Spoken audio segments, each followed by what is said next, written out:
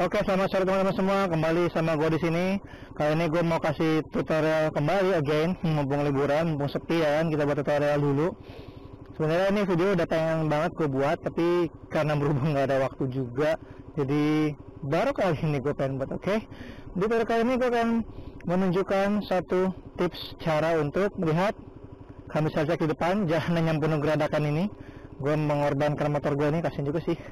Ini gue di daerah Sunter, ada salah satu jalan yang gak rata, dan gue pengen kasih tahu bagaimana caranya kalian melewati jalan yang kurang rata seperti ini. Oke, yang pertama seperti biasa, oh ya, sebelum itu kalian bisa atur dulu koplingnya ya. Pertama atur koplingnya dulu, sesuaikan sama kondisi kalian, sesuaikan sama habit kalian. Kalau kalian koplingnya seperti gue gini, pendek banget ya, jadi ini masih los nih, pencet segini baru mencet, itu koplingnya pendek. Kalau misalkan kalian mau tinggi, pencet sedikit gini udah main nih. Sini settingannya. Oke, semakin kalian ininya semakin dekat, gue ulang lagi, semakin dekat ini ke sini, maka koplingnya akan semakin pendek kayak gua. Kalau semakin diputar ke sini, semakin lebar, maka dia akan semakin keras koplingnya gitu. Oke, itu aja yang pertama. Yang kedua, untuk yang untuk teknisnya adalah seperti biasa, ketika kalian udah menemui jalan seperti ini, hindari jalanan yang punya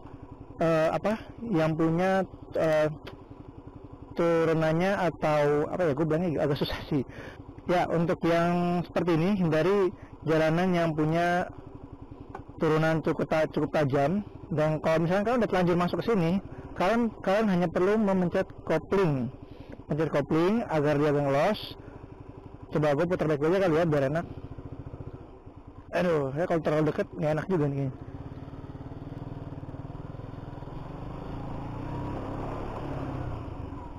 Oke,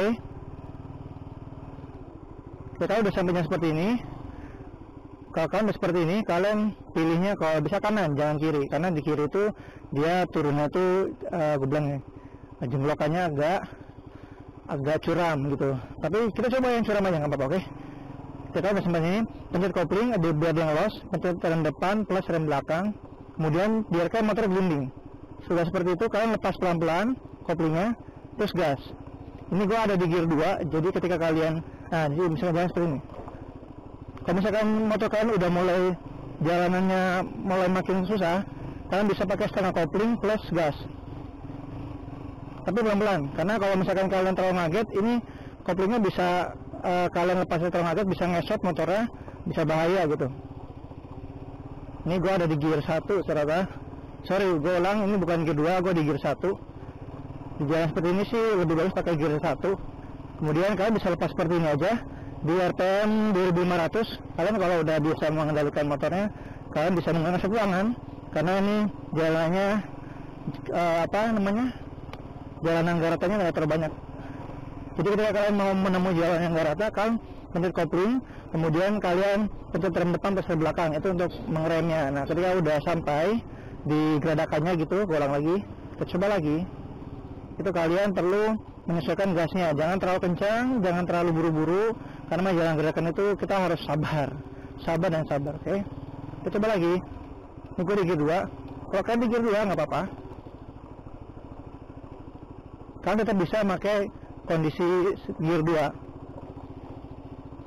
Selagi kalian jalan, kalian tetap lihat pertigaan ke depan, hindari jalanan dengan lubang yang besar. Seperti ini, kalian ambil jalannya agak rata gitu. Jangan terlalu banyak jalanan yang banyak batunya, karena itu bisa licin, berbahaya. Atau yang kedua, jalanan yang punya lubangnya agak curam gitu. Jadi selain menghindari motor kalian juga tambah rusak banyak, shock breakernya juga, apalagi kalau kalian boncengan. Samping itu kalian juga mengurangi motor ini slip atau terjatuh. Nah, kalau misalkan kalian dalam kondisi yang kondisi banjir, misalnya kondisinya tergenang gitu, kalian tipsnya kalau siang-siang sebenarnya bisa kelihatan, atau yang sore juga bisa sih, kalian hindari jalanan atau kondisi yang airnya kayaknya agak butek, karena biasanya kalau yang butek itu biasanya dalam. Kalau yang kondisinya itu nggak butek gitu ya, agak jernih gitu airnya kelihatannya, itu biasanya airnya nggak terlalu dalam gitu. Tapi kalau misalkan seandainya kondisi malam, nah kalian harus hati-hati. kalian usahakan cari jalan yang di tengah, jangan yang di pinggir, karena kalau kalian di pinggir kalian nggak tahu mana got, mana perbatasan jalan, takutnya ada lubang yang curam atau apa, kalian nggak tahu. Mendingan di tengah gitu. Kalaupun seandainya di tengah ada lubang yang cukup dalam, kalian hanya perlu pencet kopling, sesuaikan rem dan gas, usahakan jangan sampai motornya mati, dan jaga keseimbangan. Oke, kita coba sekali lagi untuk yang ini. Pencet kopling, biarkan motornya gliding aja, ya kan. Kemudian kalian lepas perlahan-lahan koplingnya plus gas. Oke, kalau yang tadi ini gue coba lagi nih. Kalau seperti ini, kalian jangan kaget, kalian pakai gasnya dimainkan plus koplingnya setengah kopling. Jadi jangan sampai kalian terburu gini, bahaya, kalian bisa jatuh soalnya gitu. Oke, kalau misalkan nginjek batu nggak apa-apa, terabas aja santai, jangan goyang-goyang. Kalau latihan pasir nih, gue temen aja pasir nih, pasir itu bisa licin. Jadi kalian kalau bisa ketika udah melatih gundukan pasir itu, kalian hanya perlu ngelosin aja dan tambah gasnya dikit doang gitu. Jadi kalian kalau bisa jangan main pasir, karena pasir itu licin banget. Gue pernah nyoba tuh latihan gundukan pasir dan gue ngesot, untung gue jalannya pelan sih gitu. Aduh ya, ini gue melewati jalannya seperti ini demi kalian, asik. Biar kalian juga tahu sih bagaimana caranya untuk melewati jalan yang tidak rata, karena hidup ini tidak selamanya mulus, asik. Jalanan tidak selamanya mulus seperti halnya jalan, dan karir kita, bahkan kehidupan, kisah cinta. Loh, kok kisah cinta? Ya, oke. Teman-teman, itu aja sedikit tutorial dari gua mengenai bagaimana melewati jalan yang tidak rata. Kita akan ketemu lagi di next video berikutnya, teman-teman. Jangan lupa like, comment, and subscribe. Kalau ada yang mungkin punya pendapat, atau punya opini, atau punya saran, kritik, boleh taruh di komen aja.